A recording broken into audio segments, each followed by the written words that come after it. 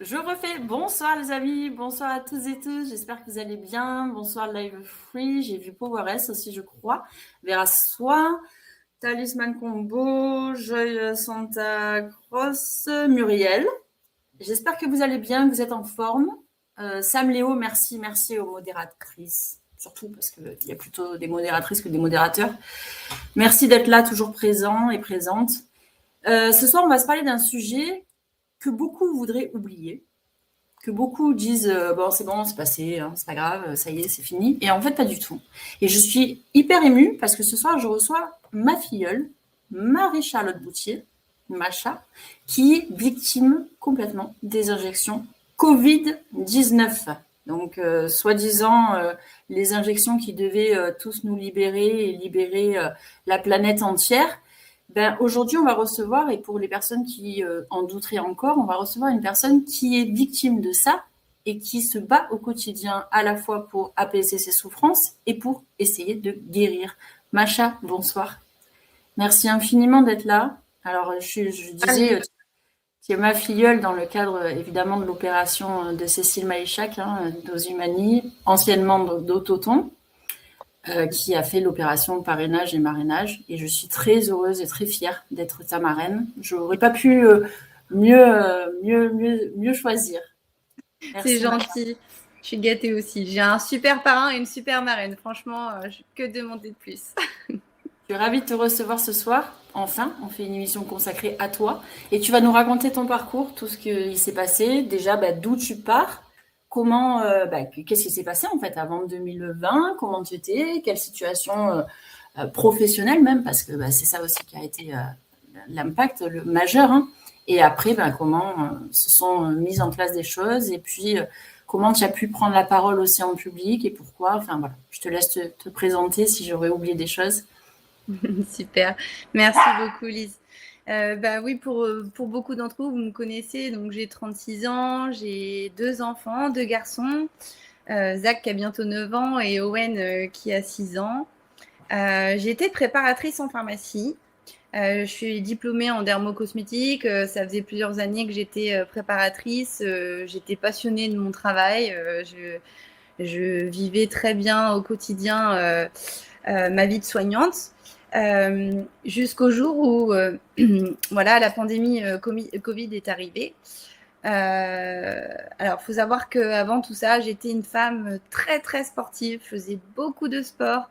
Je faisais de la course à pied, des semi-marathons, du roller, de la natation sportive, la natation synchronisée. Je faisais vraiment énormément de sport.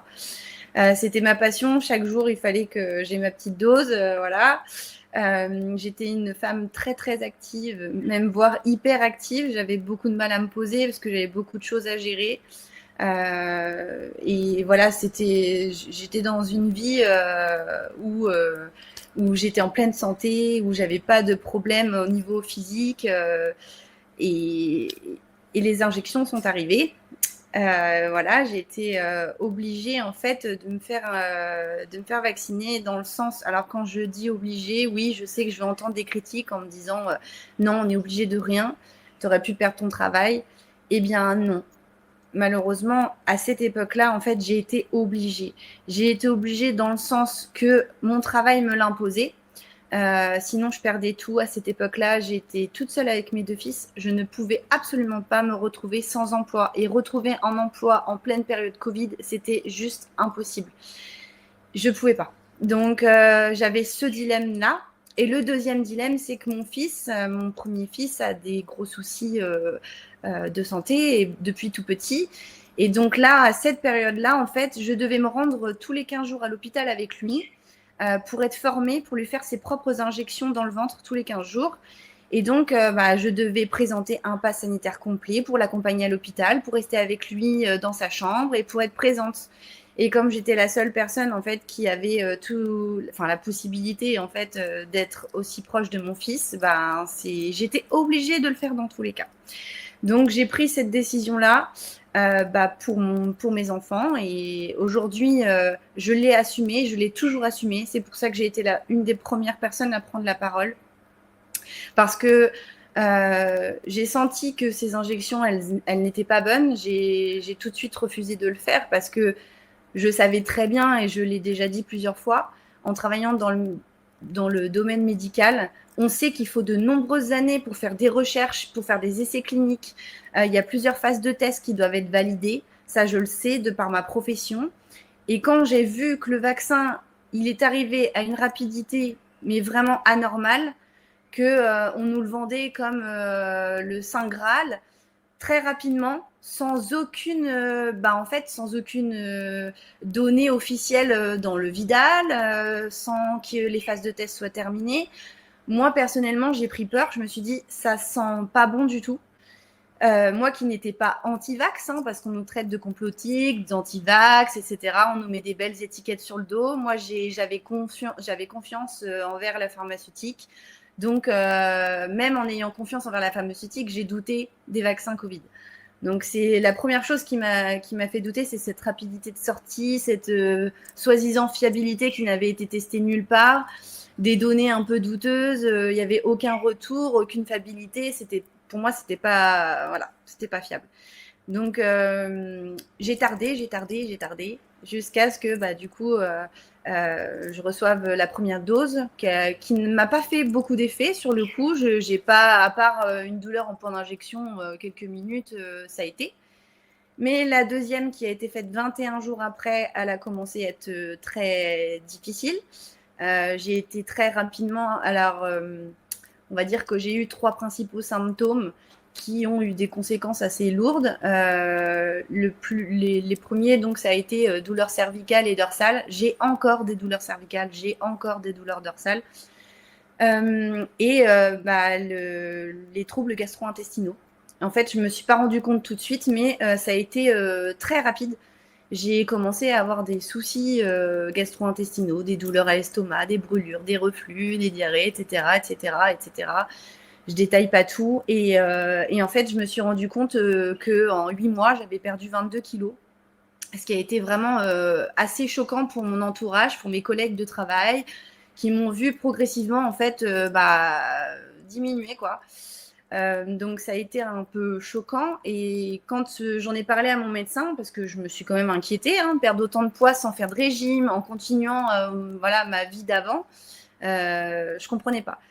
Il m'a répondu à l'époque que c'était sûrement un burn-out, parce que je suis une nana qui part dans tous les sens, qui avait une hyperactivité dans tous les domaines, et en plus qui avait des soucis à gérer personnels avec mon fils.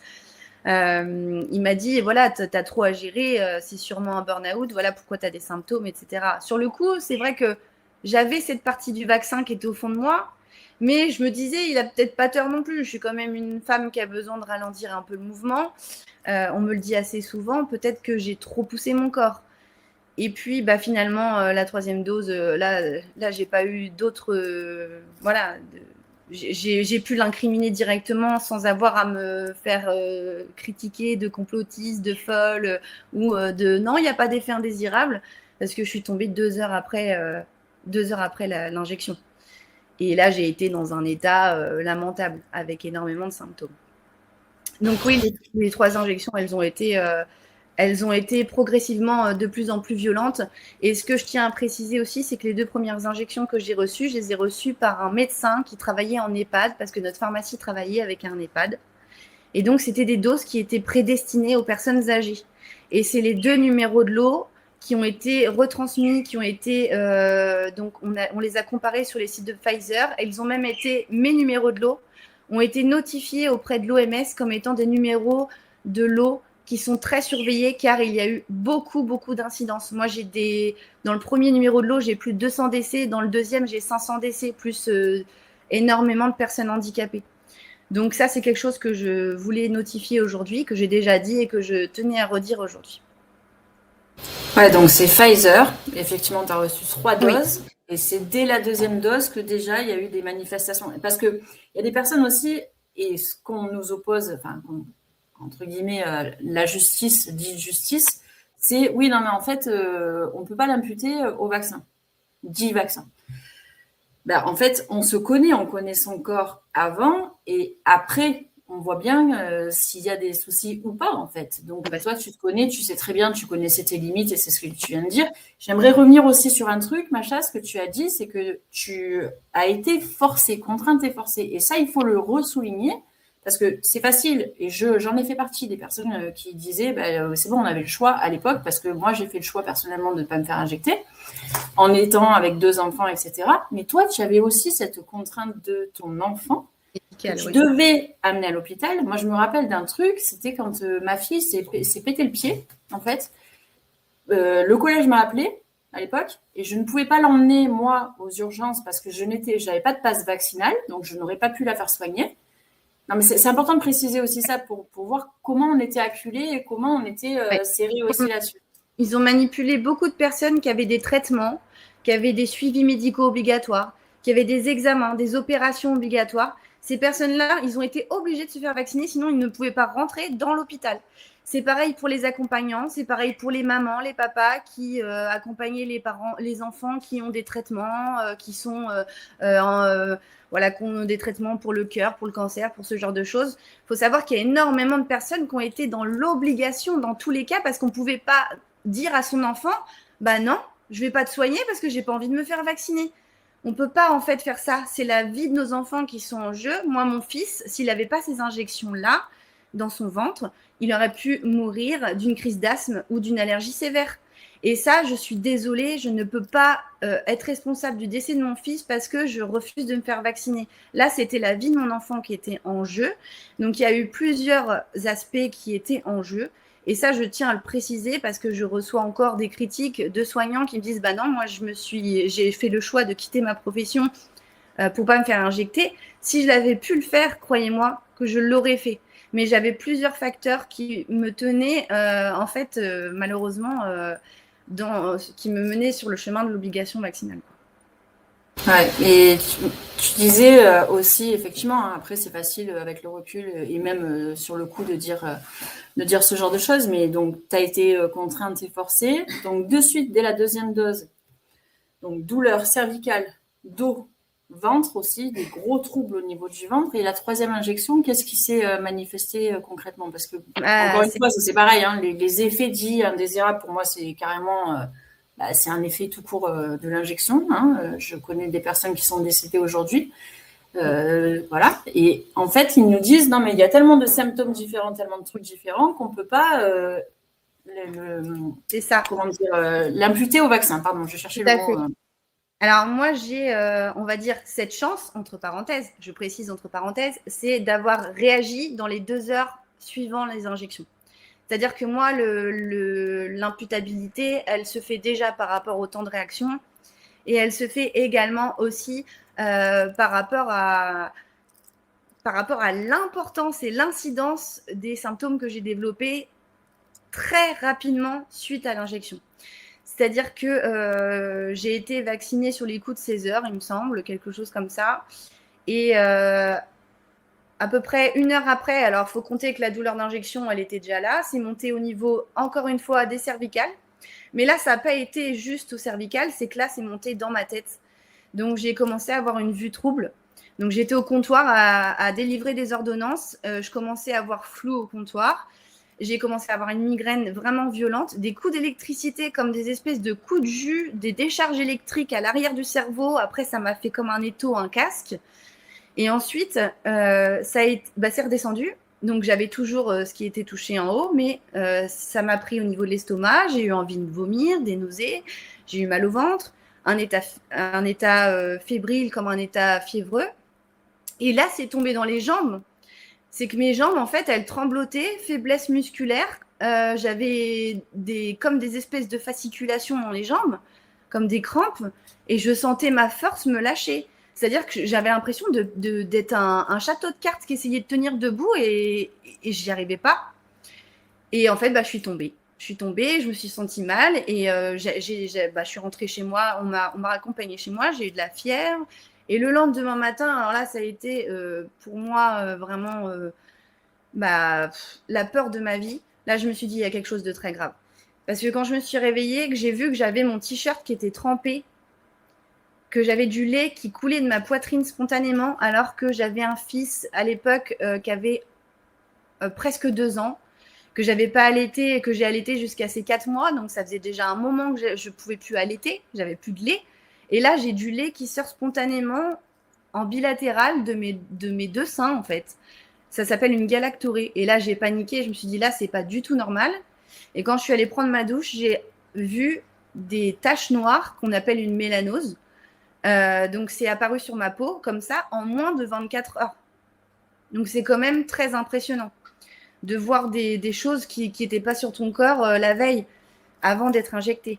Et puis, je n'arrivais pas à me lever. Mon corps me faisait mal, comme si j'avais été percutée par un camion. Et en fait, progressivement, il y a plein de symptômes qui sont arrivés. Et je suis montée à 80 symptômes. Donc, j'ai eu les troubles cognitifs qui ont été vraiment assez violents. Des fois, je ne pouvais plus parler. J'arrivais plus à faire de phrases. J'ai fait des crises convulsives qui n'ont jamais été expliquées. On m'a retrouvé un micro-adénome sur l'hypophyse, donc au niveau du cerveau, qu'on ne peut pas expliquer non plus. J'ai eu un hyperaldostéronisme de l'hypocortisol, un taux d'hypocortisol. J'ai eu tellement de symptômes. J'ai eu évidemment des gros soucis pour comprendre les choses, troubles de la mémoire. Ça, c'est encore des choses que je travaille. J'ai été touchée au niveau de mes jambes. Il y a des moments où j'étais paralysée. Combien de fois j'allais faire mes courses dans le magasin en me disant allez tiens bon tu vas y arriver, parce que j'ai été un long moment à devoir gérer en fait toujours toute seule mes enfants. Donc j'allais faire les courses même dans un état de fatigue et de douleur, et j'avais mes jambes qui lâchaient et je me retrouvais par terre avec mon caddie en plein milieu du magasin. Les gens obligés d'appeler le vigile pour qu'il me porte à ma voiture. Vous voyez, c'est que des trucs comme ça. C'est me lever en pleine nuit pour aller prendre une bouteille d'eau et me retrouver sur le sol, paralysée sur mon sol pendant 6 heures, attendre que mes jambes reviennent. J'avais plus de bras, plus de jambes. Je pouvais même pas ramper en fait. J'avais des moments où mon corps ne me répondait plus. Donc après, j'ai compris que c'était le système nerveux autonome qui était touché, parce qu'on me l'a expliqué. J'ai mis longtemps à chercher des réponses, parce que j'ai été 6 mois en errance médicale. On me prenait pour une folle. J'ai 3 neurologues qui m'ont dit que je devais me mettre sous antidépresseurs à haute dose, ou aller en maison de repos, ou aller carrément en psychiatrie. Parce que c'était tout dans ma tête. Mais non, en fait, moi je me connais trop par cœur. Je sais que c'était pas dans ma tête. En plus, j'ai un mental d'acier. Donc, je sais que toutes les épreuves que j'ai vécues toute ma vie, on n'allait pas me dire aujourd'hui que c'était du mental ce qui m'arrivait. Non, non, non. Donc là, je savais qu'il y avait quelque chose de beaucoup plus profond. Et moi, je me suis décidée de ne jamais rien lâcher. J'ai fait moi-même mes recherches. J'avais de l'expérience dans le domaine médical. Donc, j'ai cherché tout et tout. Et c'est dommage qu'à l'époque, je n'avais pas l'IA, parce que j'aurais pu comprendre peut-être beaucoup de choses que j'ai mis longtemps à comprendre. Et puis voilà, j'ai compté, je suis montée jusqu'à 80 symptômes, dont des symptômes qui sont aujourd'hui encore présents. Il y en a certains qui ont disparu totalement, et d'autres qui se sont un petit peu éteints, mis en sourdine, qui réapparaissent de temps en temps. Et le plus gros symptôme que j'ai eu, ça a été le plus difficile, c'est la fatigue extrême. C'est-à-dire une fatigue tellement extrême que se laver les dents, c'est impossible. Que de se lever pour aller aux toilettes, c'est impossible. Que regarder quelqu'un te parler, ça te fatigue. Que tu es obligé de te mettre dans le noir, de mettre des casques sur les oreilles, de mettre des lunettes de soleil parce que tu ne supportes pas la lumière de ton salon, la lumière du jour. J'ai été des moments où je ne supportais même plus mes enfants qui me parlaient. Je ne pouvais plus les entendre. C'était trop de bruit. Trop de bruit, ça me faisait mal dans la tête, ça me faisait mal dans le corps. Il y a des moments où je me sentais au-dessus de mon corps. Et ça, il y a beaucoup de malades de l'encéphalomyalgie qui le rapportent, qui le disent. En fait, il y a des moments où on est tellement en fait déconnecté par nos symptômes, par nos douleurs, par nos souffrances, qu'en fait, on a l'impression d'être au-dessus de notre corps et d'observer d'une autre scène, d'un autre endroit. Tellement la douleur, elle est forte. En fait, on s'échappe de son corps et on essaye vraiment de couper avec tout ce qui est agressif. Donc la télé, pour moi, c'était agressif. Je ne pouvais plus lire. J'arrivais même plus à comprendre. Je lisais 3 fois à 12 fois la même phrase. Je ne comprenais pas le sens de ce que je lisais. J'étais dans le néant, clairement. J'ai été alitée 20 heures sur 24. J'ai été parfois même alitée en continu. Je sais qu'à l'époque, je pouvais pas aller dire bonne nuit à mes enfants. Je pouvais absolument rien faire. J'étais devenue, excusez-moi du terme, mais c'est vraiment fort, mais c'est vrai, j'étais devenue un légume. Un légume qui pouvait même plus manger, qui pouvait plus parler, qui pouvait plus s'exprimer. Et en fait, c'était malheureux, mais je regardais, je voyais de ma fenêtre, de mon canapé, je voyais l'herbe de mon jardin. Et en fait, tous les jours, je pleurais parce que je me disais, j'aimerais bien y aller, mais je peux pas, en fait. Je peux pas, parce que rien que de me lever, c'était une fatigue extrême. Donc, j'ai vécu un ensemble de symptômes, de douleurs et de souffrances qui sont incommensurables, et j'ose le dire. C'est pour ça que j'ai voulu témoigner, parce que ces injections, elles ont fait beaucoup, beaucoup de mal.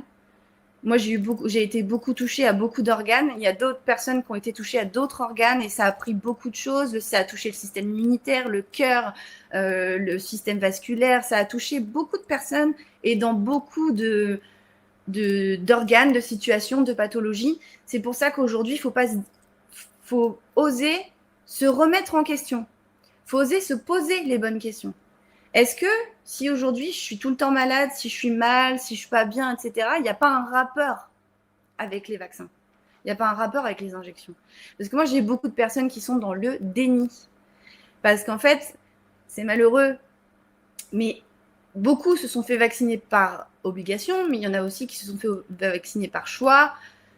D'autres qui ont fait confiance à leurs médecins, à leurs amis, aux scientifiques, à la télé, au gouvernement, qui nous disaient que c'était safe, etc.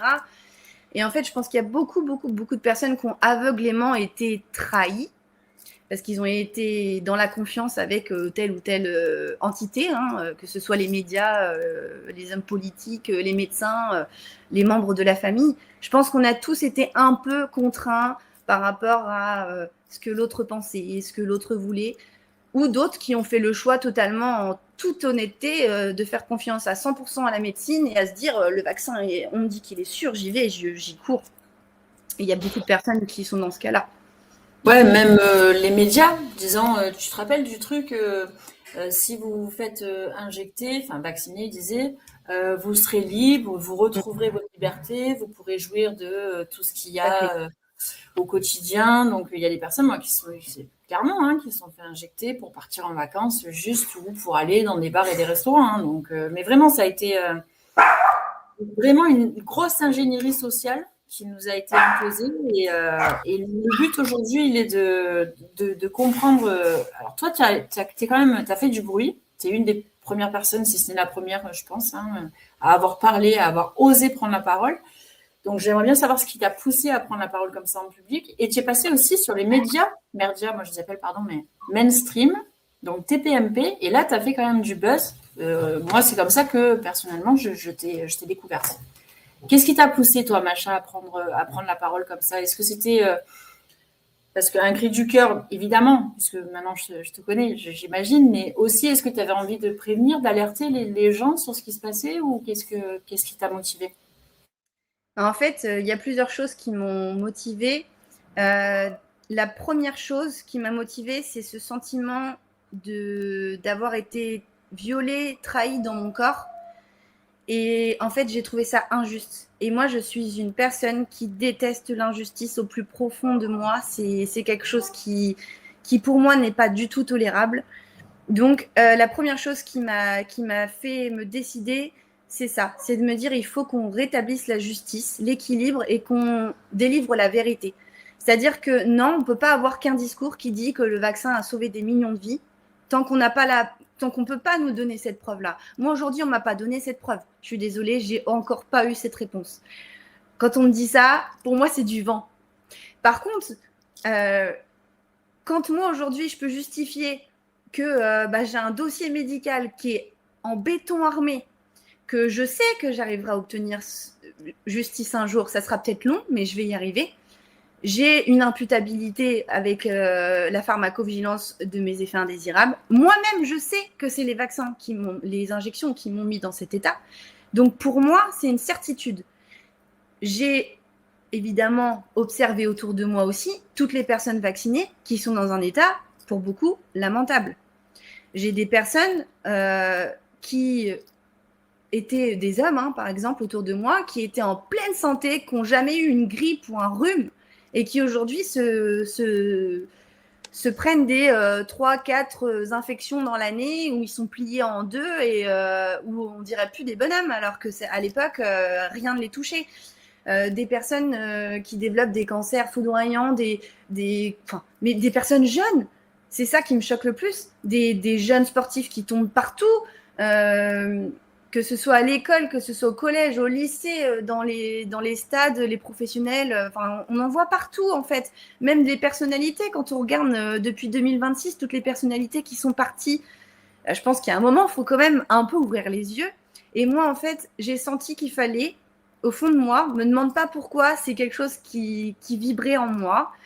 Malgré l'état dans lequel j'étais, je sentais, au fond de moi, que je devais faire ma part à moi.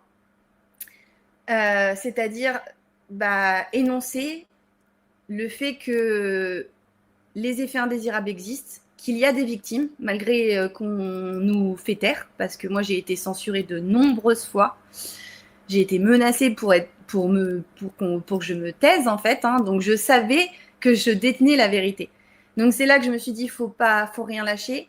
Et l'autre raison aussi, c'est que je sais qu'il y a des personnes qui ont été dans mon cas à se dire, est-ce que c'est vraiment les vaccins? Est-ce que c'est vraiment ça qui m'a mis dans cet état? J'ai été toute seule.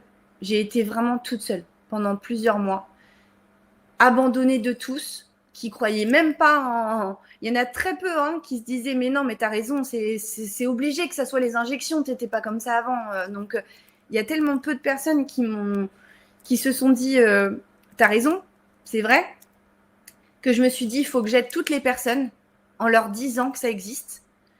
Toutes ces personnes qui sont soit dans le déni à cause des autres ou dans le déni par eux-mêmes, et toutes ces personnes, en fait, qui sont pas au courant que les injections peuvent faire tel et tel et tel et tel symptôme. C'est à moi de leur expliquer. C'est à moi de leur dire que c'est possible, que ça existe, et que non, ils sont pas fous.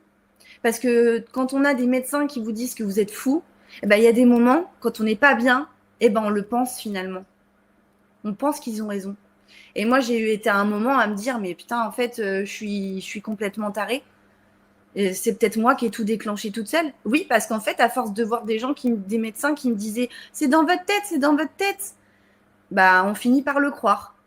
Et moi, je veux pas que les personnes qui aujourd'hui souffrent dans leur canapé, dans leur lit, et qui sont au fond du trou, se disent, c'est dans ma tête. Non, c'est pas dans votre tête, en fait. Si vous connaissez bien votre corps et qu'avant, il n'y avait rien, et que d'un seul coup, tout votre corps change, votre énergie change, même votre mental change, parce qu'il y a des personnes que ça a touché aussi beaucoup au niveau mental, au niveau psychique. Il y a des personnes qui sont devenues agressives, méchantes. Moi, je l'ai vu autour de moi, des changements de comportement. Ça a touché dans beaucoup d'aspects, en fait. Et donc, je sentais qu'au fond de moi, j'avais ce devoir de prévenir le fait qu'il existait des victimes, en effet, et que vous n'êtes pas seul sur tout ça. Et que tous ensemble, on peut faire du bruit pour justement révéler cette injustice et puis obtenir une amélioration de notre santé en trouvant des pistes médicales et en se serrant tous les coudes, quoi. Merci Macha, c'est hyper touchant et important ce que tu dis. Et là, tu vois, je vois un commentaire de Christine que je connais bien, que j'avais reçu en émission aussi. Et effectivement, il lui a été imposé de se faire injecter parce qu'elle devait se faire opérer de quelque chose qui lui faisait vraiment très très mal depuis longtemps. Et voilà, cancer du sein et embolie pulmonaire. Et enfin voilà. Bon. Alors qu'elle était comme toi convaincue, elle savait, enfin elle se disait au fond, il ne faut pas le faire. Je sens que ça va pas être bon pour mon corps. Voilà. Donc les résultats. Tu vois, on fait partie d'un. Oui, pardon. Si tu savais, dans l'association à victimes dont je fais partie, qui me tient à cœur parce que pour moi, Mathieu Dubois, je le dis toujours, c'est la personne qui m'a un peu sauvée du trou. Parce que quand j'ai vu son témoignage, je me suis dit, mais je suis pas toute seule. Je suis pas folle. C'est lui qui m'a ouvert les yeux et qui m'a fait comprendre que j'étais pas seule. C'est pour ça aussi que j'ai voulu témoigner. Mais tu as raison, si tu savais le nombre de pathologies qu'on a dans l'asso, Mais c'est incroyable. Ça a touché vraiment beaucoup, beaucoup, beaucoup de... Ça a touché énormément de personnes de tout type d'âge, de tout type de situation, de tout type d'origine. Et puis, surtout, c'est tout le temps les mêmes pathologies qu'on retrouve, hein, en fait. Hein. Les maladies de Charcot, les problèmes cardiaques, les embolies pulmonaires, les encéphalomyélite myalgiques, les péricardites. Il y a beaucoup, beaucoup de pathologies et de maladies qui résonnent, mais c'est très vaste. C'est un champ très large et on a tous ce point commun avec les post-vaccinations. Ouais, tu fais bien. Mathieu nous a fait un coucou d'ailleurs. Je sais pas si tu l'as vu dans les commentaires. Je sais pas si Eric l'avait mis ou pas, mais il nous a fait un coucou. Mathieu de A Victime que j'ai déjà reçu aussi, qui est lui-même victime des injections et qui fait un très gros boulot aussi pour alerter, pour informer les gens, parce que tu vois, on est dans ce microcosme-là, nous. C'est ça que je me dis à chaque fois. Effectivement, on le sait tout ça, on le voit, parce qu'on est entouré de personnes dans notre microcosme. Pour autant, à l'extérieur, et comme je te parlais de mes deux belles-sœurs tout à l'heure, en fait, elles ne se rendent pas compte, elles ne font pas l'association parce qu'elles ne sont pas dans nos réseaux, dans choses. Et toi, qu'est-ce qui a fait? Donc, tu as fait du bruit, effectivement, sur les médias alternatifs et mainstream. Qu'est-ce qui a fait que... est-ce que ce sont des médecins qui sont venus à toi ou d'autres soignants, hein, pas que médecins forcément, d'autres thérapies alternatives, ou est-ce que c'est toi qui allais demander de l'aide quand même pour essayer de trouver des solutions? Eh ben, je vais te dire ce qui a été les deux éléments déclencheurs, parce qu'il y en a eu... Non, il y en a eu trois. J'ai eu 3 éléments déclencheurs. Le tout premier, je te l'ai dit, c'est Mathieu. Mathieu, il m'a dit, voilà, on est une asso, tu n'es plus toute seule. Et là, je me suis dit, je suis plus toute seule. Ok, qu'est-ce qu'ils font les autres? Je me suis un petit peu, j'ai un peu, regardé toutes les victimes, ce qu'elles faisaient. J'ai commencé à voir qu'il y a des personnes qui témoignaient. Je me suis dit, il faut que je témoigne. Et à partir du moment où j'ai eu mon premier témoignage, alors là, accroche-toi, j'étais une novice des réseaux sociaux. J'étais pas réseaux sociaux. J'avais pratiquement rien. J'avais une page Facebook avec 90 amis, allez au pire. Et puis un TikTok que je faisais aucune vidéo. C'était juste pour scroller de temps en temps, tu vois. Mais vraiment, j'étais pas connectée. X, je connaissais pas. Twitter, anciennement, je connaissais pas. Et en fait, j'avais aucun réseau de médias indépendants. Donc, j'étais au courant de rien. Et quand j'ai fait ma première vidéo de témoignage, elle a fait des millions de vues. C'est arrivé jusqu'au Japon. Et en fait, là, j'ai plein de gens qui m'ont contacté, dont Patrick Jolan, par exemple. Patrick Jolan, que je remercie infiniment, qui a été un des premiers à me tendre la main, qui m'a dit, écoute, je veux témoigner, je veux parler de toi dans mes livres, je veux qu'on fasse un livre ensemble, je veux pas t'abandonner, je veux te faire rencontrer tous les contacts qui vont te permettre de te sauver. Parce qu'il est hors de question que tu finisses comme tes médecins, comme le diagnostic qu'on t'a donné. Je veux pas te laisser comme ça. Et en fait, ça a été progressif. J'ai rencontré Dominique Bodino, j'ai été mis dans les mains de Ronald. Après, j'ai plein de noms, des noms qui sont arrivés, des belles âmes qui sont arrivées à moi. Et un jour, Patrick Jolan me dit, est-ce que tu veux que je t'emmène devant l'AFP à Paris pour témoigner? Et là, je dis, écoute, ça sera mon premier témoignage vivant. Je te suis. Donc, je le remercie parce que c'est lui qui m'a fait oser passer le pas de derrière la caméra. Et donc, j'ai témoigné devant l'AFP avec ces journalistes de l'AFP qui me regardaient avec leur café en rigolant, en écoutant mon témoignage de vie. Et en fait, toutes les personnes qui rigolaient pas, c'était toutes les personnes qui étaient derrière moi et qui me soutenaient. Et quand j'ai terminé de prendre la parole, j'ai eu un flot de personnes qui sont venues, qui ne me connaissaient pas en fait, ni d'Adam ni d'Ève, et qui sont venues me voir et qui m'ont dit, mais t'es incroyable, t'es en fauteuil roulant, on t'a dit que t'avais un diagnostic de vie, t'as ton foie en mauvais état, t'as tous tes organes, tu t'arrives pas à marcher, tu tiens pas debout, t'es en souffrance permanente, et là tu viens à Paris pour témoigner en fauteuil roulant. Et j'ai un homme qui s'est approché de moi, et qui m'a fait, un grand homme, qui m'a fait un gros câlin, je savais pas qui c'était, hein. Et quand il s'est relevé, j'ai vu Éric Loridan, que je remercie, qui a été comme un ange pour moi sur mon chemin. Il m'a illuminée parce qu'il m'a dit, t'es plus toute seule, je te prends sous mon aile. Et de ce jour-là, j'ai eu toute les magnifiques personnes, tous les médias indépendants qui m'ont ouvert les portes. J'ai rencontré Nicolas Bouvier, Mike Borowski. J'ai rencontré tellement de personnes incroyables qui m'ont donné la parole et qui m'ont permis, Stéphanie Reynaud, voilà, tellement de belles âmes qui m'ont donné la voix, qui m'ont donné la parole. Et ce jour-là, j'ai rencontré aussi Marc Doyer, j'ai rencontré Myriam Palomba.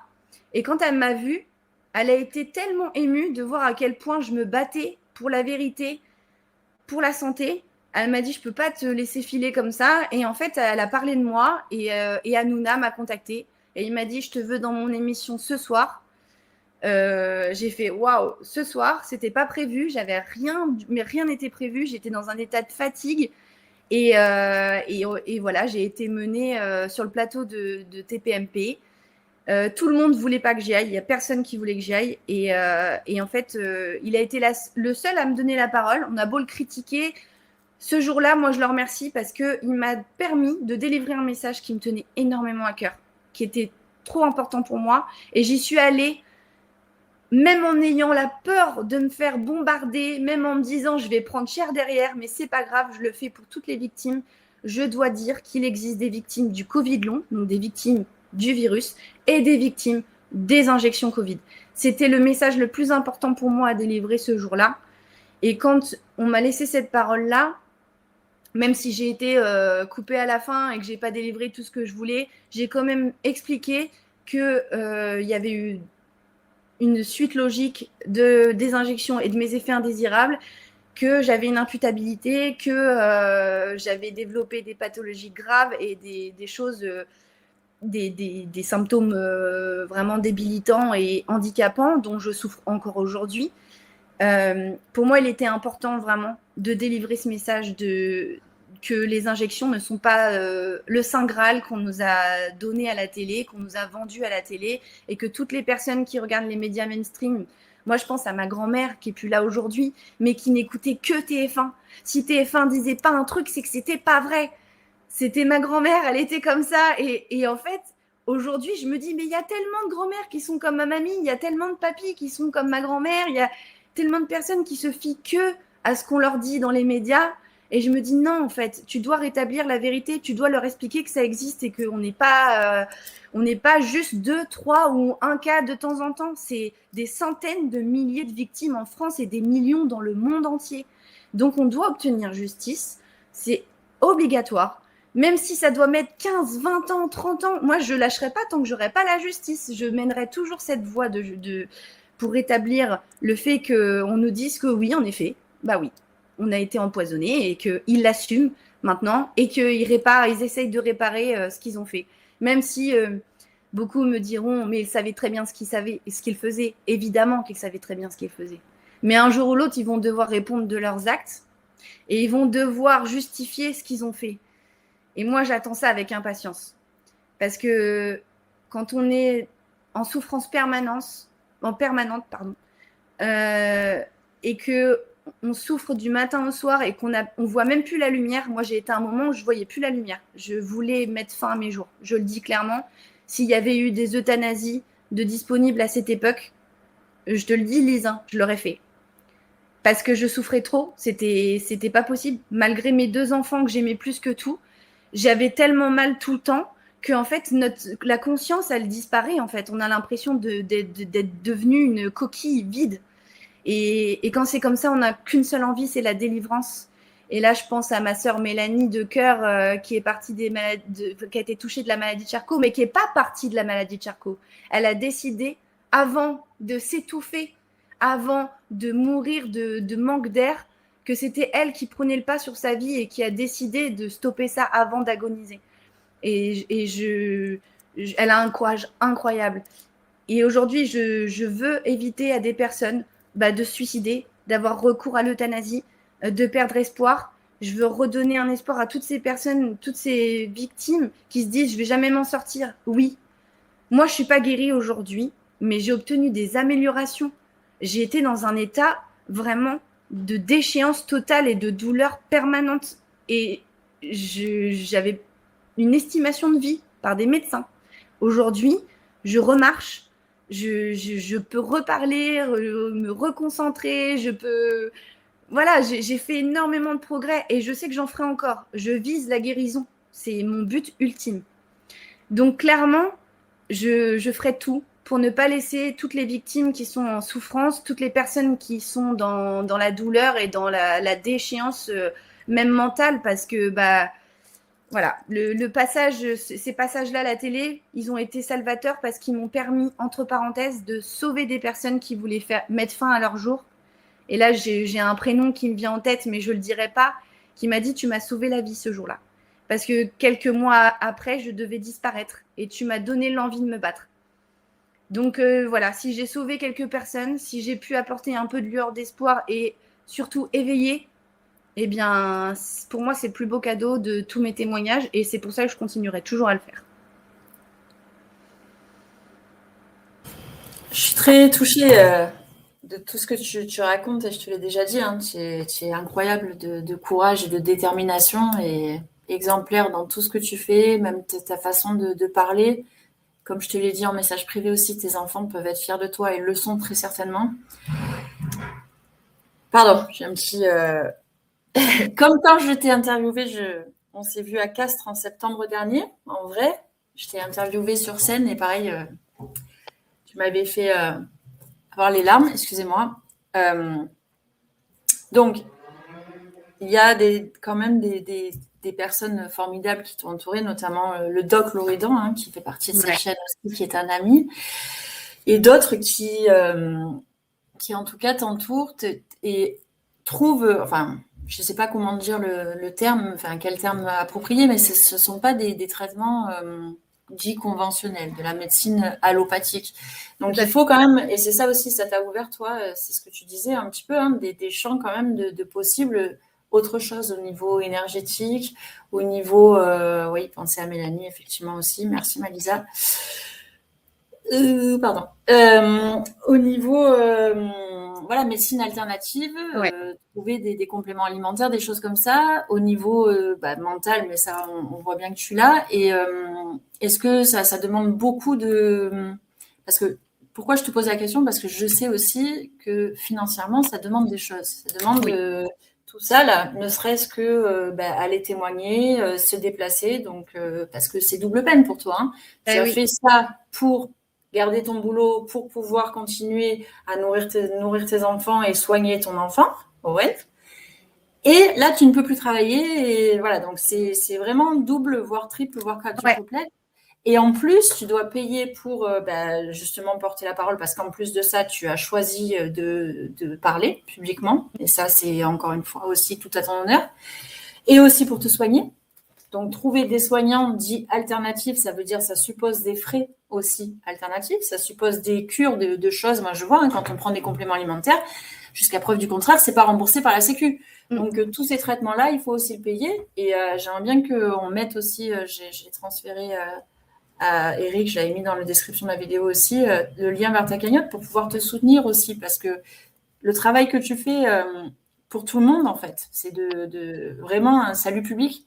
C'est vraiment d'intérêt public et je te remercie pour tout ça aussi, Macha, parce que tu aurais pu être, tu vois, prendre les soins. Il y en a aussi qui font ça, prendre les soins pour eux et pas partager leur expérience et pas alerter le monde. Et toi, tu le fais. Donc, et j'ai envie de tout partager.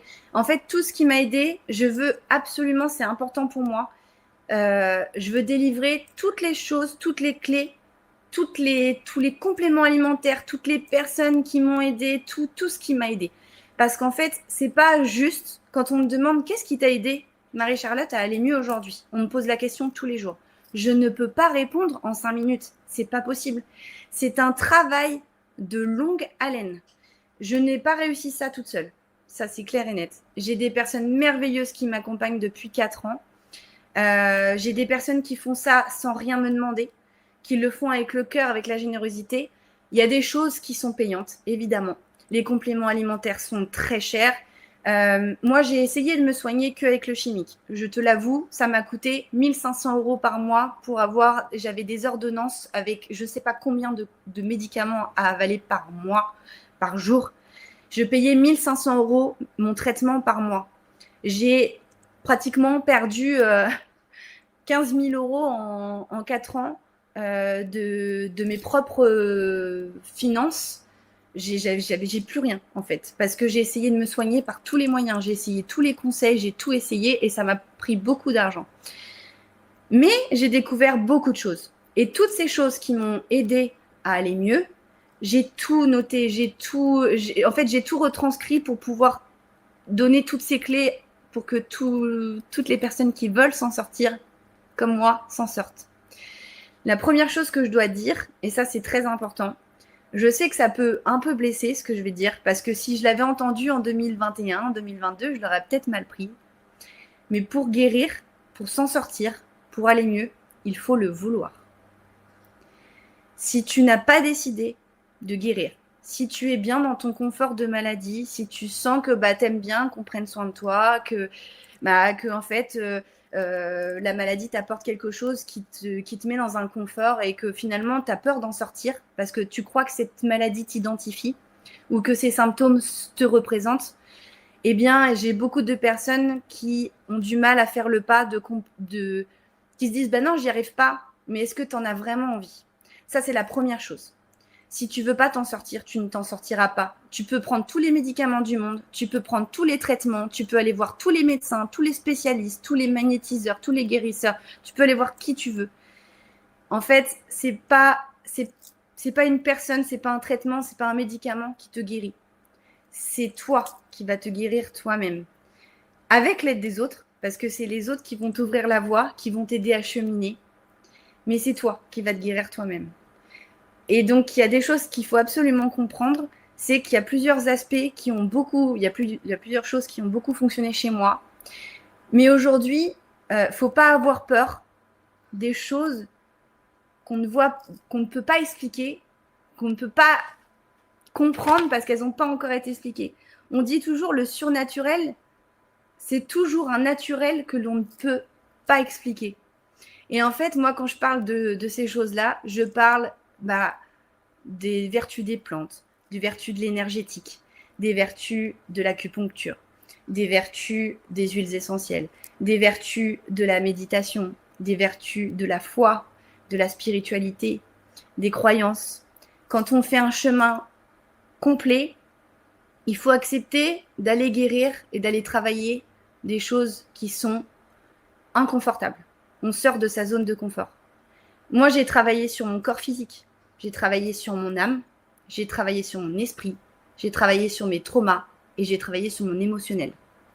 En plus des traitements naturels, des plantes, des compléments, des médicaments, des traitements aussi, parce que je ne vais pas cracher sur l'allopathie puisque j'en prends aussi de temps en temps, j'en ai besoin, il y a certaines choses que je ne peux pas combler.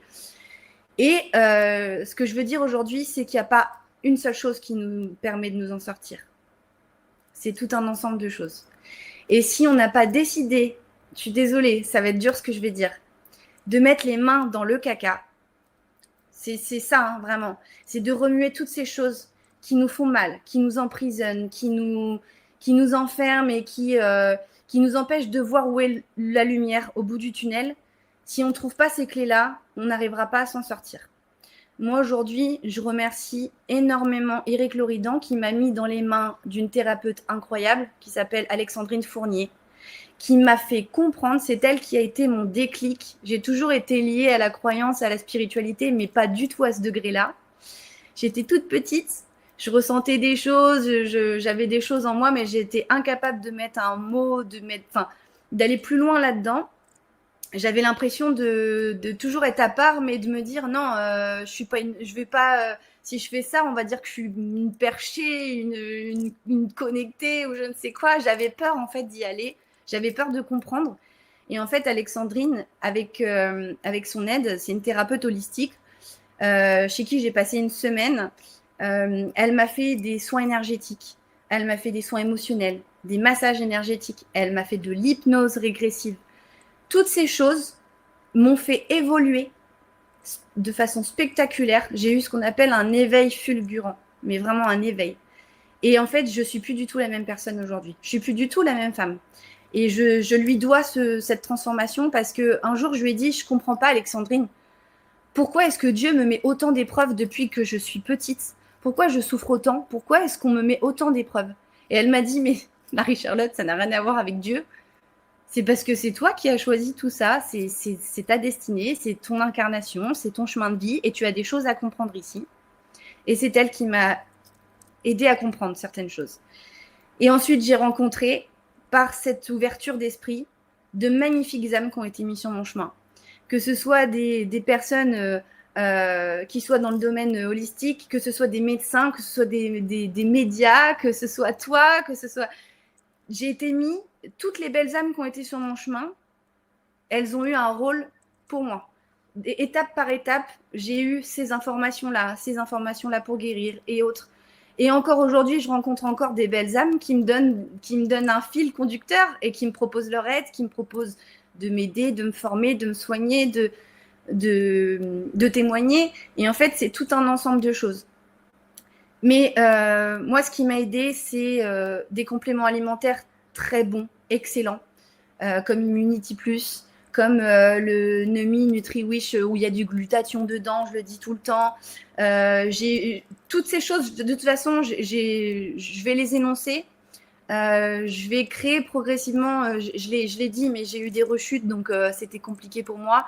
Je vais faire des vidéos pour pouvoir expliquer chaque chose en détail, parce que c'est très court, on a un très court moment pour pouvoir énoncer ça, et c'est 4 ans de travail difficile, parce que c'est pas le Saint-Esprit qui m'a mené là. On est coupé peut-être, non? C'est encore en live, je sais pas. On est en live, je sais pas ce qu'Eric fait, je lui ai mis le lien de ta cagnotte. Tiens, c'est le lieu d'Alexandrine Fournier, voilà. Ok, d'accord. Voilà, c'est ici que je suis allée passer une semaine et c'était incroyable. C'était le lieu, il est vibratoirement très très élevé. Alexandrine, elle est incroyable. Elle m'a beaucoup aidée. L'hypnose m'a permis d'avoir des réponses à mes questions, de connecter des choses, de débloquer des choses et de comprendre, en fait, surtout de comprendre ce que j'avais à faire pour m'en sortir. Donc oui, Alexandrine a été pour moi un pilier de mon évolution, de ma transmutation vers le bien-être incroyable, et je la remercie encore. Et j'ai plein d'autres personnes que je devrais remercier parce qu'ils m'ont aidé. J'ai Fabienne qui m'a aidée, qui m'a fait des soins, qui m'a accordé de son temps, qui est naturopathe, qui m'a fait la méthode Total Reset. J'ai David Semerano qui m'aide encore aujourd'hui, qui me fait des soins, qui me donne des conseils pour travailler sur mon équilibre, sur mon corps, sur mon taux vibratoire. Il m'aide beaucoup.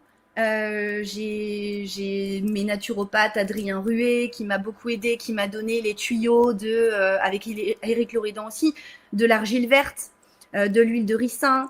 J'ai Estelle Sobana qui m'aide encore aujourd'hui et qui me donne des tuyaux incroyables pour m'en sortir au niveau naturel. Donc là, c'est pareil, des jus, des compléments alimentaires, des plantes. J'ai énormément de conseils. Tiffaine Pincel qui m'a beaucoup aidé aussi avec les compléments alimentaires pour savoir quoi faire, quoi prendre. J'ai Marc et Philippe qui ont fait des soins sur moi, qui m'ont aidé. Il y a tellement de personnes. Damien qui a été le premier à m'envoyer le glutathion pour me dire allez, essaye-le, ça va t'aider. Et ça m'a aidé, ça m'a carrément aidé à détoxifier mon corps.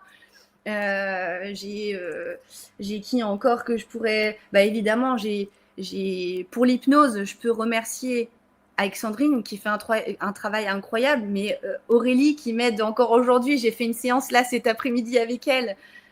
Aurélie Moreau-Wiki, j'espère que j'ai pas mal dit son nom.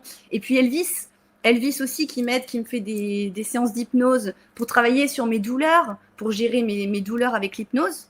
Parce que ça, c'est important aussi. On peut gérer sa douleur avec l'hypnose. On peut connecter des choses qui nous permettent d'avoir des réponses. On peut, là, par exemple, j'essaye de travailler sur des mauvaises habitudes de santé, on va dire, qui puissent m'aider à aller mieux. L'hypnose, elle permet de faire beaucoup de choses et ça m'a beaucoup aidé. Et ça, pour moi, c'est un outil dont je dois parler, comme l'énergétique, parce que la thérapie énergétique... là, je vais en venir au plus important de ma vie, c'est quand Alexandrine m'a initiée à l'énergétique. Parce qu'un jour, elle m'a dit, je lui ai dit, mais tes soins, ils me font du bien, ça me calme, regarde, je remarche alors que j'étais en fauteuil, tu te rends compte les améliorations que j'ai, j'arrive à remanger. Et elle m'a dit, mais tu sais, Marie-Charlotte, je vais pas te tenir la main toute ta vie, il faut que tu te fasses tes soins par toi-même, tu as des capacités, tu peux le faire, tu es faite pour ça, donc je vais t'initier, tu vas apprendre, et puis tu vas te faire du bien à toi-même. Et début 2025, si je dis pas de bêtises, oui, début 2025, j'ai été initiée à la thérapeutique énergétique. Et j'ai commencé à me faire des soins tous les jours sur moi, des auto-soins. Et incroyable, je ressentais des bienfaits immédiats. C'était progressif, plus ça allait, plus ça montait, plus c'était fort, plus c'était incroyable. Et en fait, j'ai réussi à me sortir du fauteuil roulant comme ça, avec mes soins énergétiques tous les jours. Et un jour, je me suis dit, mais je vais essayer quand même sur quelqu'un d'autre pour voir si ça fonctionne. Et un jour, mon fils est arrivé du judo avec une entorse. La malléole très gonflée, rouge, il avait super mal, il ne pouvait plus poser le pied. Et là, j'ai posé mes mains sur lui. Et 20 minutes après, il pouvait ressauter à cloche-pied. L'inflammation avait disparu et il n'avait pas besoin d'aller à l'hôpital ou d'aller voir un médecin. Il n'y avait plus rien. Et alors que le prof de judo avait dit 5 minutes avant, il faut l'emmener aux urgences, il a une entorse, c'est sûr. Je suis prof de judo, je sais que ça, c'est une entorse, quoi. Et c'est passé. Quand mes enfants ont eu des grippes, je leur ai fait des soins et ils sont passés de 42 fièvres à 37 en quelques minutes, quoi. Ça a été comme ça, progressif. Puis après, j'ai commencé à faire des soins sur une amie qui est touchée par les vaccins, qui avait des douleurs au niveau des cervicales. Et je dis pas son nom parce que je veux pas la mêler à ça si elle a pas envie. Mais et du coup, elle a été soulagée. Et puis après, j'ai progressé. Je me suis dit, écoute, si tu vois que ça fonctionne sur les autres, continue sur toi. Et en fait, j'ai rien lâché. Et j'ai obtenu progressivement des améliorations, du mieux, tout en continuant mes compléments alimentaires, tout en priant, parce que oui, j'ai la foi. Oui, j'ai la foi. Et aujourd'hui, je sais que ma foi spirituelle et ma propre foi m'a aidée. J'ai aussi utilisé un autre moyen. Je ne sais pas si vous en avez déjà entendu parler. Je pense que toi, oui, hein, Lise. Mais la loi de l'attractivité, c'est très important. Parce qu'aujourd'hui, quelqu'un qui souffre tous les jours, je le sais, je suis passée par là, qui broie du noir tout le temps, qui est entouré de toxicité permanente, de personnes qui sont toxiques, qui vous mettent des idées négatives dans la tête, qui vous tirent vers le bas plutôt que vers le haut. En plus de la souffrance, quand vous êtes dans une bulle de noirceur, il est impossible de se dire, mais elle est où la lumière ? Moi, j'ai été très, très, très, très bas dans la noirceur. Comme je te disais, j'ai été à un moment où je voulais sauter de la falaise pour mettre fin à mes jours, tellement la souffrance était incommensurable. Donc, je sais à quel point on peut tomber bas. Et en fait, j'ai décidé, en m'inspirant de Joe Dispenza, en m'inspirant du Secret, en m'inspirant de Luc Baudin, en m'inspirant de Michael Newton, de tous ces grands noms, j'ai voulu comprendre comment est-ce qu'on pouvait, quand on est dans un négatif total, réussir à remonter la pente.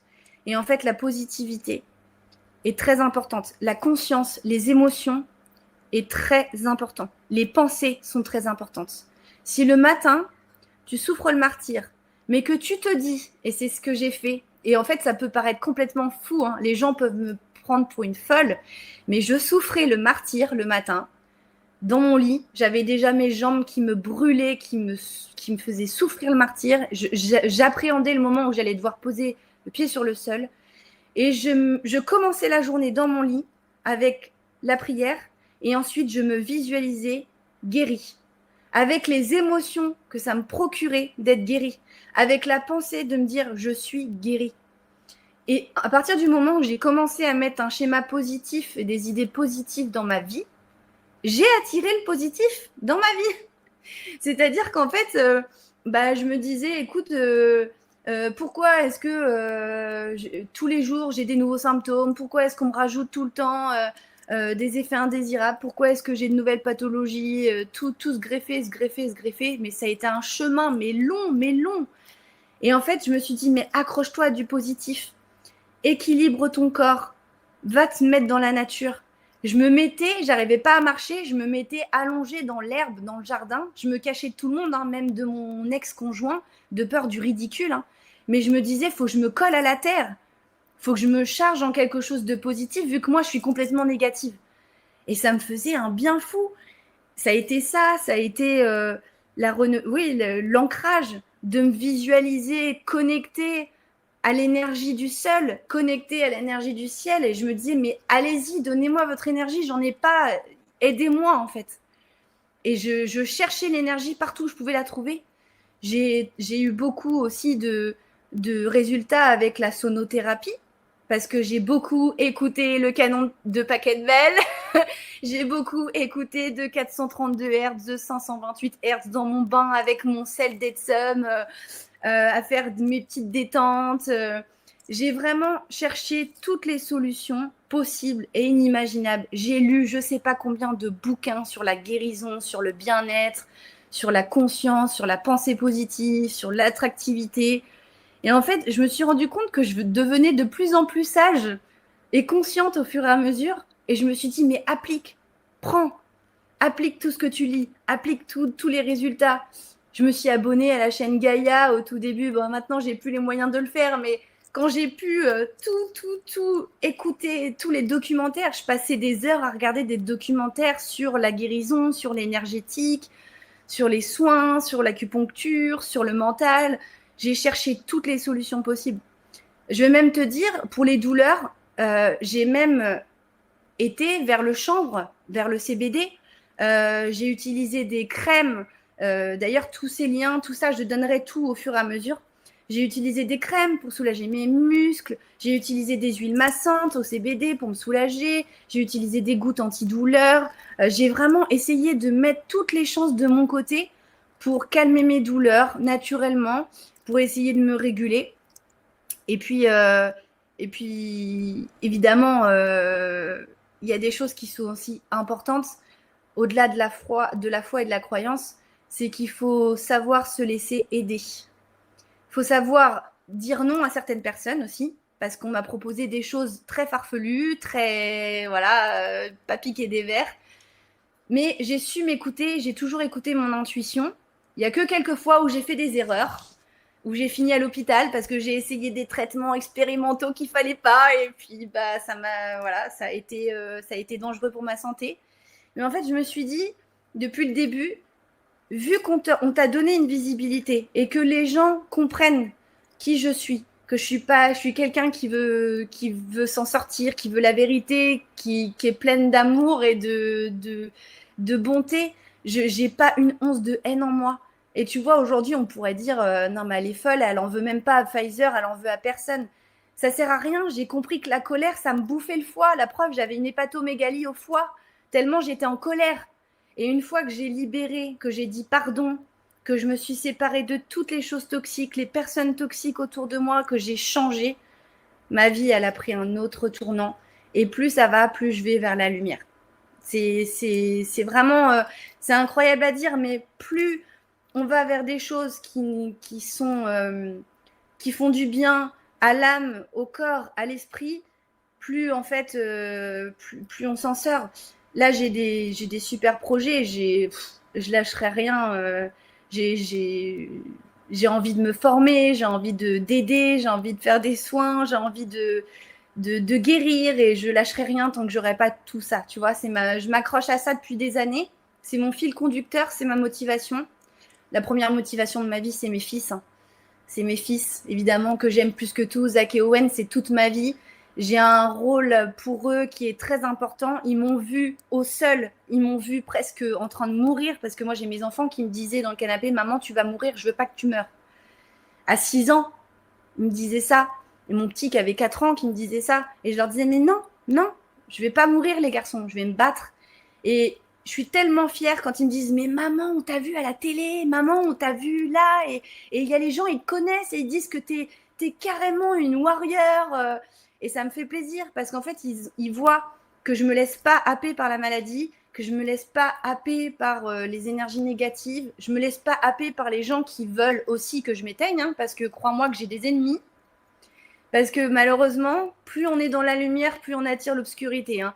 Et j'ai des personnes qui préféreraient me voir 6 pieds sous terre aujourd'hui, de par mes cambriolages, mes sabotages, mes vols de courrier, mes menaces de mort, les personnes qui veulent me faire taire, ceux qui disent que je suis une fausse victime. Enfin, voilà, j'en ai eu des personnes qui ont voulu me mettre plus bas que terre, mais je sais que je suis menée par ça. C'est fort ce que je dis, mais pour moi, c'est ma mission de vie. C'est ce pourquoi je me bats. C'est pour mes fils et pour toutes les personnes qui sont en souffrance. Je veux leur dire que non, même quand on est dans le bas, du bas, de la souffrance, du mal-être, de tout ce que vous voulez, on peut s'en sortir. Il y a toujours une lumière au bout du tunnel. J'en suis la preuve vivante. J'en suis la preuve. C'est pour ça qu'aujourd'hui, il y a des personnes qui me donnent une crédibilité et qui ont raison de le faire, parce que ceux qui ont mon dossier médical entre les mains, ils le savent que je ne suis pas une fausse victime ou que j'ai inventé ou quoi que ce soit. Ceux qui m'ont vu par terre, mon ex-conjoint, ma famille, toutes ces personnes qui m'ont vu souffrir le martyre et qui m'ont vu dans un état de déchéance totale, ils le savent, d'où je ressors, d'où je viens, quelle souffrance j'ai éprouvée. Et aujourd'hui, je veux dire à toutes ces personnes qui souffrent d'une manière incommensurable ou un petit peu, toutes ces personnes, ne perdez jamais l'espoir. Jamais. La transformation, elle viendra de vous, elle viendra aussi des autres. Mais si on vous montre les clés, si on vous montre le chemin, eh ben, il faut les suivre. Et si tu veux vraiment t'en sortir, crois-moi, tu vas t'en sortir. Même si c'est long. Regarde, moi, ça fait 4 ans que je me bats. C'est long. J'en suis pas encore totalement remise, mais je sais que la guérison, elle est pas loin. Je sais que dans quelques temps, j'y arriverai. Même si j'ai encore des crises, même si j'ai encore des douleurs. Quand je suis en douleur, quand je suis en crise, je me dis, je suis guérie. Et je ressens l'émotion de la guérison. Et rien que l'émotion, parce que je peux te dire que l'émotion d'être guérie, elle est vraiment forte. C'est une émotion, je pense, qui peut même pas être descriptible. J'ai tellement d'émotions quand je me dis que je suis guérie, que je sais que ça va arriver et qu'un jour, je rechausserai mes baskets, j'irai refaire des marathons avec le t-shirt des victimes sur mon dos et j'aiderai toutes les personnes qui ont besoin d'aide. Je veux consacrer ma vie à ça. Voilà, c'est le message important que je voulais témoigner ce soir. C'est formidable, Macha. Et tu as plein de commentaires. Je suis très émue. Je n'ai plus les mots. C'est l'image même, le symbole même de la résilience, un de mes mots préférés. Ouais, la résilience. Elle est tellement importante, la résilience. Faut jamais s'avouer vaincu. Jamais. Après, tu vois, je vais pas mentir. J'ai un passif, j'ai une vie qui a été particulièrement difficile dès le départ. Tu vois, je dis toujours, quand Dieu il veut faire de toi quelqu'un de grand, il va surtout pas en fait te donner tout le confort tout de suite. Il va falloir en fait que tu comprennes par la douleur et la souffrance. Et ma vie, ça a été que ça, des épreuves de souffrance, des épreuves de douleur, des pertes, tout et n'importe quoi, c'était l'inimaginable. Et tu vois, aujourd'hui, ça m'a préparée à ce qui m'est arrivé avec les injections Covid. Je pense que j'aurais peut-être pas eu la même force s'il m'était pas arrivé autant d'épreuves dans ma vie. Je suis ce qu'on appelle une âme qui a du vécu. Et donc, du coup, forcément, j'avais les armes en moi, j'avais déjà la force et la résilience parce que chaque épreuve m'a fait Alors, on peut parler du phénix, renaître de mes cendres. J'ai été à chaque fois au plus bas. Toutes les choses difficiles que j'ai vécues, comme les pathologies de mon fils, c'est très difficile de vivre avec un enfant qui a de nombreuses pathologies, des troubles comportementaux, des choses qui sont très difficiles à vivre. J'ai vécu des épreuves, mais moi, j'ai des gens de ma famille. Je remercie d'ailleurs mon papa et ma grande sœur Hélène qui sont présents aujourd'hui encore pour moi et qui m'aident beaucoup. Ces personnes-là me disent mais j'aurais vécu un quart de ce que tu as vécu, mais j'aurais jamais pu vivre ça. C'est des amis qui savent les grandes lignes de ma vie, mais qui me disent mais c'est pas possible. Moi, j'ai fait pleurer un psychologue en lui racontant ma vie. Elle m'a dit, bon, bah, ok, carton rouge pour moi, vous m'avez fait pleurer, quoi. C'est parce qu'en fait, toutes ces épreuves, elles m'ont permis d'être aussi forte aujourd'hui. Et c'est pour ça que je veux aider les personnes qui n'ont pas cette force, cette résilience. Évidemment qu'il y a une envie d'aider, mais il y a aussi une envie de transmettre cette force, parce que cette force-là, elle peut pas être donnée à tout le monde. Et moi, j'ai les capacités de pouvoir peut-être donner les clés à ces personnes de se relever. Alors, il y en a qui ne m'écouteront pas, hein. Il y en a qui n'auront pas envie de faire le travail, il y en a qui vont me prendre pour une sectaire, une perchée, une folle, une menteuse. Je sais, hein, mais ça, je l'accepte en fait, parce que je sais qu'on est tous des âmes différentes. Il y a des âmes qui sont toutes débutantes et qui n'ont pas encore cheminé pour comprendre tout ça. Et il y a des âmes qui vont comprendre au fur et à mesure que oui, on peut s'en sortir par soi-même. Il suffit juste, en fait, rien que de lire, d'écouter des témoignages, de comprendre les choses, de se pencher dessus. Et on comprend les choses.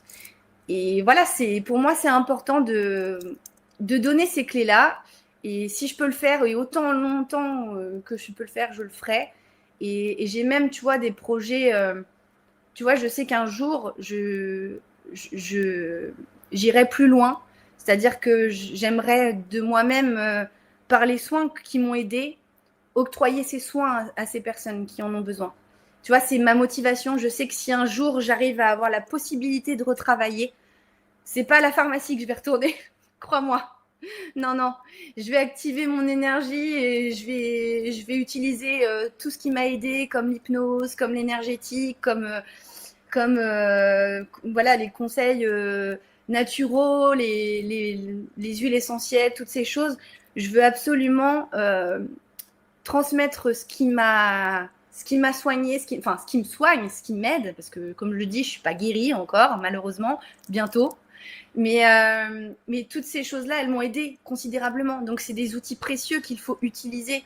Et quand je dis ça, je parle de Frédéric Barbet, avec qui voilà, on est en lien parce qu'on travaille, on se comprend sur l'énergétique, sur l'hypnose, sur le lien avec l'invisible, sur toutes ces choses, sur la foi qui peut nous aider.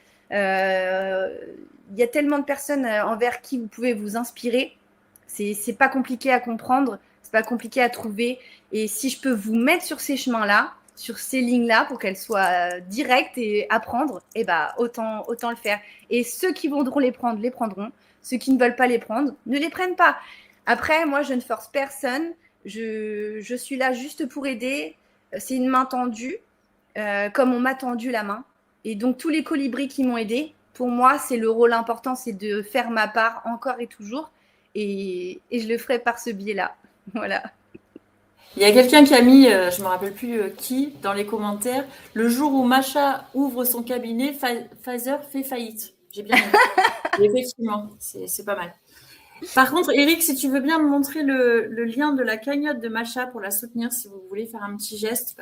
Et d'ailleurs, je tiens absolument à remercier, parce qu'il y a des personnes que je n'ai pas pu remercier. Parce qu'il n'y avait pas de coordonnées, pas d'adresse mail, pas de téléphone, rien, et qui m'ont aidée. Donc, de tout mon cœur, écoutez bien toutes les personnes qui ont participé à m'aider. Il y en a beaucoup que j'ai pu remercier, mais d'autres que je n'ai pas pu remercier. Alors, je suis désolée pour mon chien. Velo. Je remercie du fond du cœur tous les donateurs incroyables qui m'ont aidée, car j'ai pu payer ma première facture auprès de mon avocat et mes compléments alimentaires pour plusieurs mois. Et il faut savoir que j'en ai pour cher de compléments alimentaires, clairement, et de traitements. Et je remercie toutes ces personnes qui m'aident aussi, sans me demander un centime, et qui le font avec cœur et avec générosité. On a un espèce de petit lien d'âme, on sait qu'on va se rendre des choses. Je pense à David Semerano, je pense à Betty Brochet, je pense à toutes ces belles âmes, Alexandrine évidemment en Fournier, qui m'ont aidé, qui m'aident et qui le font avec le cœur. Et évidemment, je remercie toutes les personnes qui ne font pas de bruit, qui sont en sous-marin et qui m'ont aidé. Je pense à Guylaine et son mari à Tony, à Cyril, à Patrick, toutes ces personnes qui m'ont envoyé de quoi me nourrir pour moi et mes enfants quand j'ai été dans une situation où je ne pouvais plus faire les courses, qui m'ont envoyé des colis alimentaires, des vêtements chauds quand j'avais froid. Je remercie aussi mes propriétaires qui m'ont fait poser un poêle dans la maison où je suis en location parce que j'avais très froid et que j'étais tout le temps en hypothermie et que là, je suis enfin en confort et en bien-être parce qu'ils ont fait ça pour moi. Enfin, toutes les personnes qui m'ont aidée, il y en a énormément et ça, de toute façon, je les remercierai une par une. Mais merci. Merci de m'aider. Merci pour ma justice parce qu'il est important pour moi d'obtenir la justice. Donc, si je suis une des premières à gagner devant un tribunal, eh ben, clairement, je ne le mettrai pas en sourdine. Je vais faire du bruit, comme j'ai toujours fait du bruit, mais je ferai toujours du bruit. Donc, quand vous m'aidez à financer mon avocat, quand vous m'aidez à financer mes frais de justice, vous m'aidez aussi à faire la vérité pour toutes les autres victimes. Parce que s'il y en a une qui gagne, après, c'est toutes les autres qui vont gagner. Donc ça, c'est super important. Donc merci. Et puis, merci de m'aider à payer mes compléments alimentaires, mes soins d'acupuncture, toutes ces choses en fait qui sont malheureusement pas prises en charge par la sécurité sociale et qui sont pas remboursées et qui font un bien incroyable pour la santé. Donc voilà. Merci beaucoup. Merci pour votre aide. Vous êtes incroyable. Et je dis toujours que si tout le monde était solidaire, et comme là, moi, ça a été le cas avec la cagnotte, si tout le monde était solidaire, on n'aurait plus du tout de problème dans le monde, en fait. Si tout le monde se donnait la main, on est tellement plus fort ensemble. Si on ne comprend pas qu'on est tous liés, on est tous connectés, on est tous énergie, on est tous amour, on est tous divin, on est tous lumière. Si on comprend ça, on a tout compris après. Tout le fonctionnement du monde et voilà. Macha, merci infiniment. Merci, tu vois, je suis tellement concentrée sur toi que j'ai demandé à plusieurs reprises à Eric de mettre le lien de ta cagnotte et j'avais même pas vu que ça défilait en bas là sous nous. Donc merci Macha pour tout ça, pour tout ton parcours, pour tout ce que tu transmets aussi, pour toute ton énergie, ta lumière. Merci. Tout ce que tu es. Et bravo. Je suis là aussi grâce à vous tous en fait. C'est toutes ces personnes qui me soutiennent. Je le dis tous les jours. J'aurais pas eu la force de me battre si j'avais pas eu autant de soutien. J'aurais lâché prise vraiment parce que la douleur elle est tellement incommensurable qu'on n'a plus envie en fait de se battre à un moment. Et c'est pour ça que je remercie toutes ces magnifiques personnes qui m'ont fait ça, qui m'ont dit viens, je t'aide. Je t'aide, je te confie des liens, je te donne des lectures, je t'envoie de l'argent, je te mets dans les mains d'un médecin, je te fais des soins, toutes ces aides, toutes ces personnes rencontrées merveilleuses, mais c'est ce qui m'a permis aujourd'hui d'en être là. Donc merci à vous en fait, parce qu'on ne fait pas le chemin tout seul. On a le déclic grâce à ces personnes, mais on ne fait pas le chemin tout seul. Donc, merci à toutes ces merveilleuses âmes qui m'ont portée et qui m'ont aidée. Vraiment. Merci beaucoup, Macha, parce que tu vois, même au-delà des injections et de tout ce sujet grave dont on parle, en plus, tu as fait rayonner aussi d'autres personnes et tu as fait du bien à pas mal de personnes, je pense, qui ne sont pas concernées par ce sujet. Donc, merci beaucoup. J'espère avoir éveillé des consciences et j'espère éveiller encore des consciences. Ouais, bien sûr. Puis il faut que tu nous écrives un livre aussi avec tout ce que tu as appris, peut-être. Oui, en fait, c'est prévu. C'est vraiment prévu. Mais j'ai envie de faire ça bien. Donc, il faut que je finalise mon chemin pour pouvoir libérer vraiment toutes les choses. Parce que ça sera vraiment un livre à portée autobiographique, mais à viser aussi spirituelle. Voilà, il y a des choses qui sont très profondes et j'ai encore besoin de réponses et d'évolution avant de pouvoir le sortir, ce livre. Mais c'est prévu, évidemment. Tu penses bien que ça fait partie de mes projets, quoi. Ça, c'est certain. Parfait. Écoute, je te souhaite le meilleur, Macha. Tu reviens évidemment quand tu veux. Il y a plein de commentaires là. C'est pour ça que j'ai du mal à me concentrer des fois. Tu as plein d'amour, plein de cœur, plein de trucs. Tu verras. Bon, on est sur pas mal de plateformes, mais merci en tout cas pour tout ça. Et moi, en tout cas, je te souhaite le meilleur et je serai à tes côtés dans la mesure du possible de ce que je peux faire pour t'accompagner, évidemment, et être avec toi. Tu m'aides déjà beaucoup et c'est très, très important de se sentir aimé et soutenu aussi. parce que c'est tellement beau, c'est porteur en fait. Donc merci pour ton aide, merci pour ta gentillesse, pour tes petits mots, pour ton soutien. T'es déjà une marraine, ça fait pas longtemps, mais t'es déjà une superbe marraine. Donc je suis trop contente, je suis heureuse de t'avoir rencontrée et d'avoir été mis sur ton chemin. Bah, c'est très réciproque. Et comme je disais en début d'émission, j'aurais pas pu rêver meilleure filleule. Donc, je suis vraiment fière de toi et tu portes aussi beaucoup de gens et tu portes beaucoup, beaucoup d'âmes. Merci, merci Macha. Merci Merci. beaucoup. Merci à Et je te tous. souhaite le meilleur, évidemment, Ouais. de continuer Mais de toute sur façon, cette il y lancée. aura que du meilleur. Même s'il y a des moments compliqués parfois, il y aura toujours que du meilleur. C'est là. Et quand c'est là et c'est dans tout le reste. Voilà, il faut rester positive. C'est très important. Merci. Merci Macha. Merci à toutes et tous d'avoir été là. On va se quitter, les amis. On a dépassé Oui, l'horaire. désolée. J'avais couché ma petite en plus aussi, quand même. Je t'embrasse fort, Macha. Évidemment, Oui. on continue de se contacter comme d'habitude. Et puis tu reviens, comme je t'ai dit, quand tu veux, avec grand plaisir. Et je vous fais des gros bisous à toutes et tous aussi. Merci pour vos commentaires, merci pour vos partages. J'ai pas pu tout voir parce que j'étais très prise par Macha, comme vous d'ailleurs, j'ai vu. Hein. Je vous fais de gros bisous. Je vous souhaite une très très belle fin de soirée. Prenez soin de vous, prenez soin de vos proches et on se retrouve mercredi prochain. Ciao, ciao. Merci Macha. Bisous.